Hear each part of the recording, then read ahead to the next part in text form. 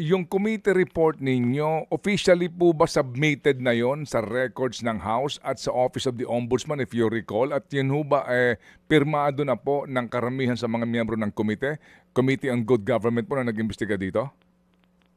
Yung committee report po natin, kung maalala po ninyo, ito po ay na-submit na po sa Office of the Ombudsman. Okay. Ito po ay pinresenta ng inyong lingkod sa plenaryo during the 19th Congress. Okay. At ito po ay inadapt on record ng plenaryo. At pinurnish po nito ang Office of the Ombudsman. Okay. So, ibig sabihin po, ito hong mga kongresista na siya ho namang mga endorser ng impeachment complaint, enough na po ito na official document ng Kamara, mayroon pong transcript yan, may records yan. Yan na po yung sinasabi po ninyo na authenticated na mga dokumento na ebidensya laban sa Vice Presidente. Okay? Tama po kayo. Yan. Part Okay. po yan. Part Opo, po yan. yan. Para ho klaro, no? Kasi nga, ang kumbaga, magkakaroon ng pagdinig dito, yung detalye na po, in the Senate kung magkakaroon ng trial, yung pong pagbabanta laban sa First Family at kay dating speaker. Kasama po ito, di ho ba, sa mga grounds no na inilatag ng mga nagrereklamo. How do you handle that issue, Congressman? Meron tayong recording nito, di ba?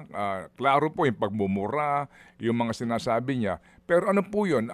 Paano po ang legally, paano po tatayo yun sa inyo pong sa Committee on Justice yung recording na iyon? Kailangan ba ng authentication doon? Kailangan bang ipatawag niya si Congressman Sandro, si dating speaker o si First Lady? Dito po kasi yung mananaig po dito yung rule sa electronic evidence. Mamaya po, isa po yan sa pag-uusapan, I suppose. Tingnan po natin kung ano po yung magiging ruling ng ating chairman dyan dahil I'm sure may mga congressman po na magtatanong po dyan. Okay, sige po. Yung pong bribery of officials, yung po, committee report na po ang sasandalan nun. Kasama po sa committee report nyo yun. Tama po kayo. Mga kapatid, brothers and sisters, saan ka pa? Dito na tayo sa totoo.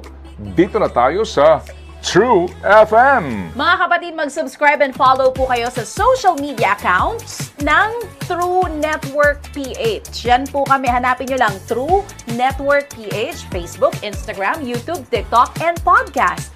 Mapa Apple or Spotify man yan, mahahanap nyo kami. Lahat ng mga napapanood at napapakinggan nyo po sa programa, nasa social media accounts namin yan. So, paano mga kapatid? See you sa social media! Dito tayo